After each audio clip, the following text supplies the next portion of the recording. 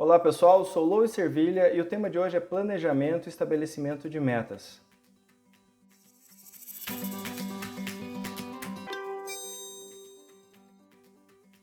É muito comum as pessoas chegarem no fim do ano e fazerem listas. Eu desejo isso, eu quero aquilo, né? Quero fazer um curso, quero mudar de emprego, quero ganhar mais. Só que assim, quando a pessoa faz esse tipo de lista sem ter uma certa organização, acaba que viram desejos, né? Não são metas.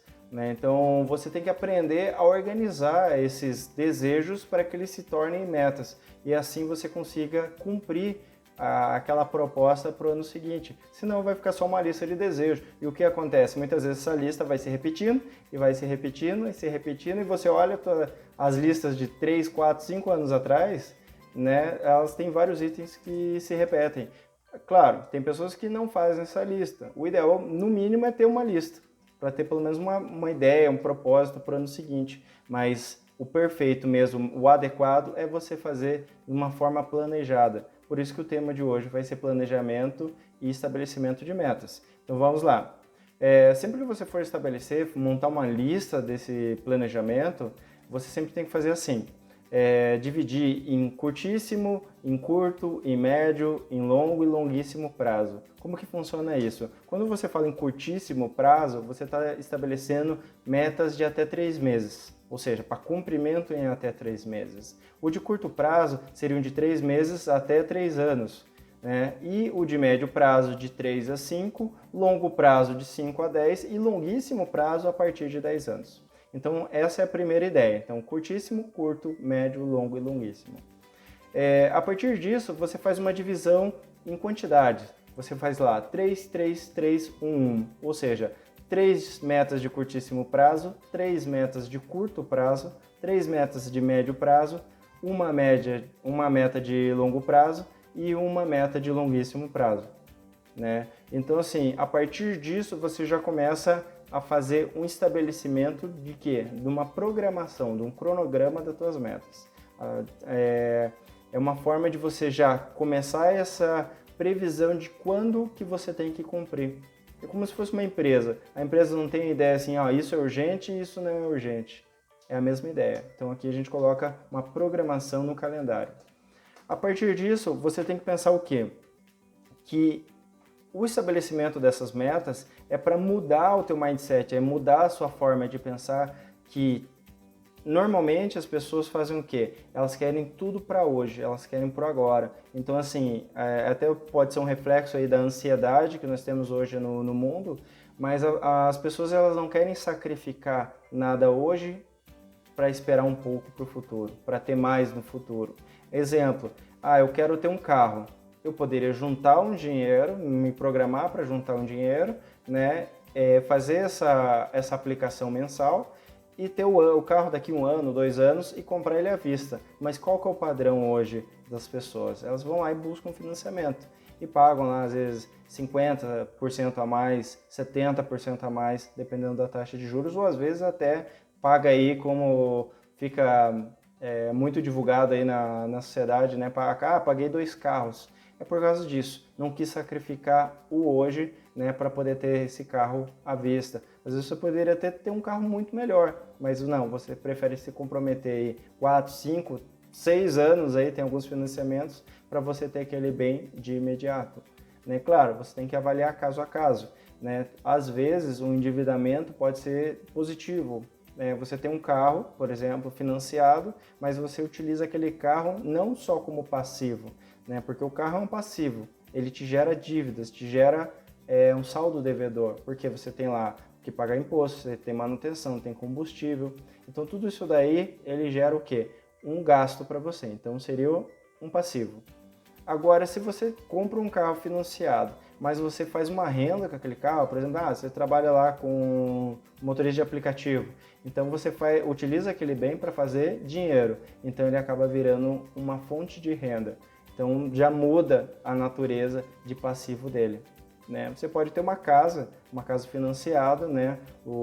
Nós temos muita ideia o sonho da casa própria, né? Que acaba sendo até uma ideia de marketing isso daí, Que é importante você ter um porto seguro ter sua casa, com certeza, mas você tem que avaliar aí qual que é o impacto desse financiamento habitacional dentro do teu orçamento, né? Porque alguns financiamentos acabam tendo um valor absurdo a longo prazo, porque você faz lá um Minha Casa Minha Vida, né? 25 anos, 30 anos, e a hora que você faz a multiplicação desse valor das parcelas ao longo do prazo, você vê que você pagou uma taxa de juros altíssima. Então, assim, uma comparação que você pode fazer pega o valor do financiamento da tua casa e compara com o mesmo padrão de casa se fosse alugado. Vamos dizer que deu uma diferença aí de, para comprar a casa você pagaria, sei lá, R$ 1.500 e para você alugar você pagaria R$ 1.000. Então daria uma diferença de R$ 500.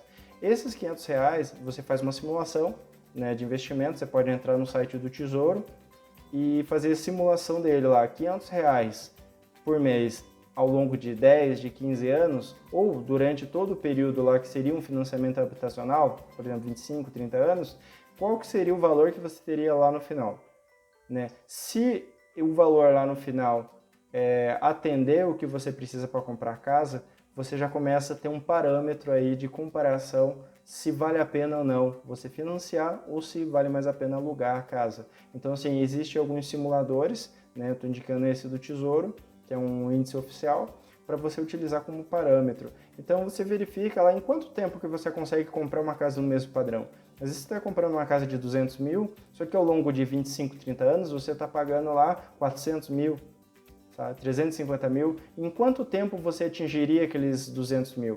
Claro, você tem aquela valorização do imóvel todo ano, mas você pode utilizar esse parâmetro hoje para ter uma ideia de quanto que você precisaria para poder comprar essa casa, para ter um ponto de referência. Existem alguns simuladores que utilizam, inclusive, a valorização imobiliária do ano, para você poder fazer essa comparação. Então, sempre faça uma comparação, nunca compre de imediato.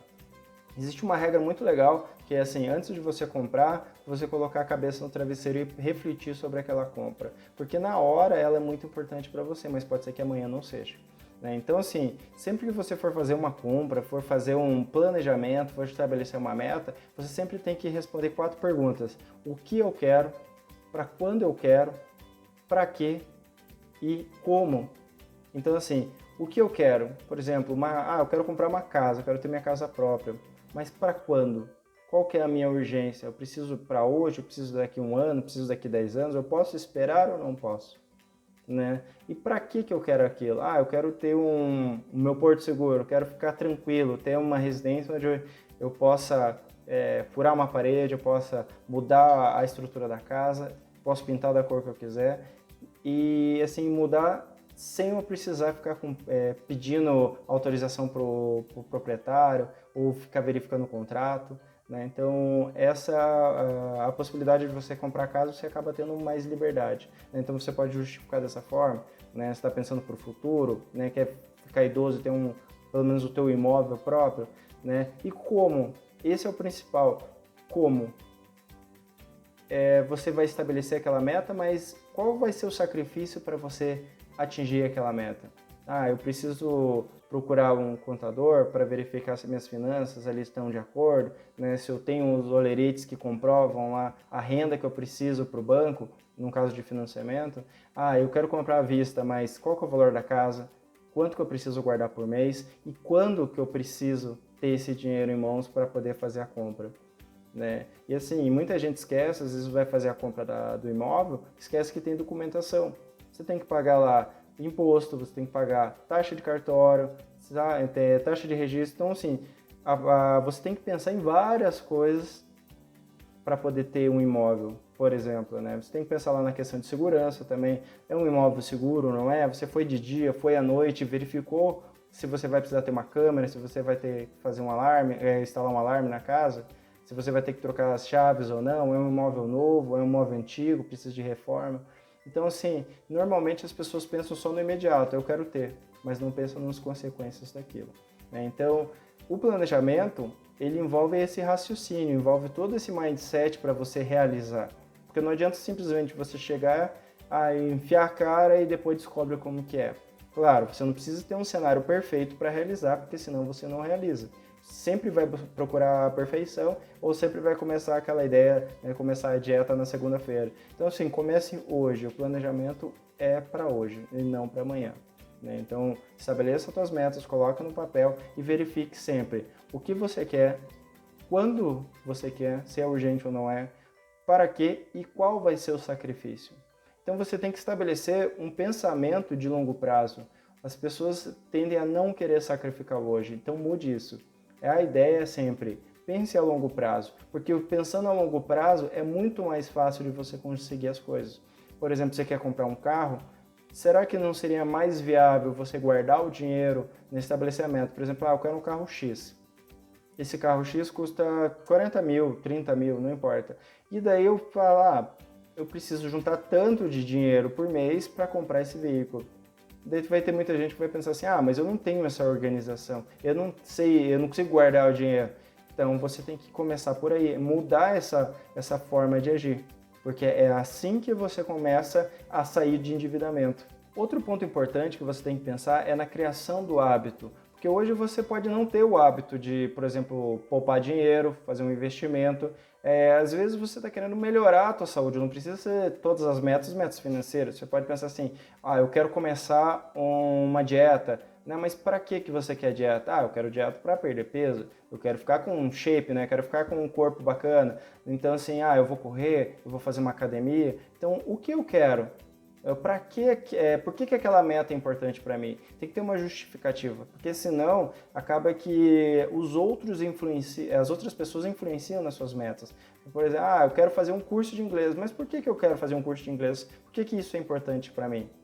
Né? Então, você tem que pensar o porquê.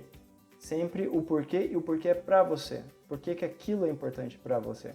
Né? Deixe de ser influenciado pelas outras pessoas e comece a estabelecer as suas metas de acordo com os seus pontos de valorização, né? O que é importante para você e não para os outros. Senão você acaba comprando um carro para os outros e não para você. Para você poderia ser, às vezes você nem precisaria daquele carro, mas para os outros seria importante porque a sua imagem vai melhorar. Sabe? Então, assim, você tem que começar a pensar o que de fato é importante, o que de fato dá valor para a sua vida, o que de fato vai levar ao cumprimento, né, a atingir aquelas metas que você quer. Se você quiser colocar lá que quer quitar uma dívida, quer sair do endividamento, coloque o que, para quê, como e quando você vai cumprir essas metas. Isso vai ser importante. Você quer casar? Você quer ter filhos? Aprenda a planejar isso. Porque assim, hoje em dia não está fácil para ninguém, né? Hoje em dia está muito complicado você ter as coisas, você desenvolver, às vezes quer abrir uma empresa. Então assim, não é fácil, né? Então, a partir do momento que você começa a planejar, as coisas começam a ser realizadas de uma forma muito mais fácil. Nos vídeos anteriores eu acabei falando de reserva de emergência, por exemplo. Você pode colocar assim, a minha meta de curto prazo é estabelecer uma reserva de emergência, porque com essa epidemia que nós estamos vivenciando, às vezes isso te pegou de surpresa, né? Fala assim, mas eu não tinha uma reserva de emergência, como que eu ia saber que ia ter uma pandemia? Mas você também poderia não saber que ia perder um emprego, podia não saber que você ia ficar às vezes doente, a gente nunca sabe dessas coisas. Por isso que existe seguro de carro, existe seguro residencial, para essas situações que você não espera. A reserva de emergência é a mesma ideia.